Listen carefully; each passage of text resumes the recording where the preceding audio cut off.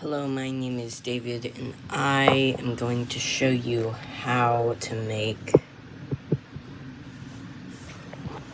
some of the Master Hand and Crazy Hand parts from Super Smash Bros. So first we're gonna make the bullet, which is basically you take a cone, you make a cone of clay, and then you cut the bottom 3 times, and then you make them, you roll the center one till it's slightly smaller, and then you put them all together to give it that effect. I don't know why it has that weird effect on a bullet, but anyway, now you can take your hand and be the Master Hand. Not that impressive, but you know.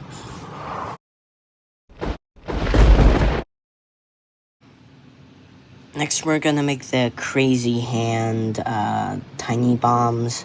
So first, I just take a ball of clay, like a silver ball of clay. Then I make small silver balls of clay.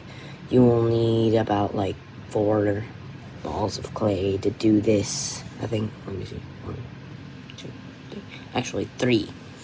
And then you cut them in half, and it's pretty simple. You place them on top in this kind of pattern, and then, first I take a yellow thing of clay, smush it, and just place one of the little half circles on top. And yeah, I did this 3 times, or, just more of them. So yeah. Now we're gonna make the spiky ball, which is just you take some silver or gray clay, you put it on a ball tinfoil base, you smooth it out, and then you make a bunch of spikes and just place them all over the ball. And yeah, that's pretty much how you make this. This is simple to instruct, but not easy to make. So yeah, that is how you make some of the items that Master Hand uses in Super Smash Bros.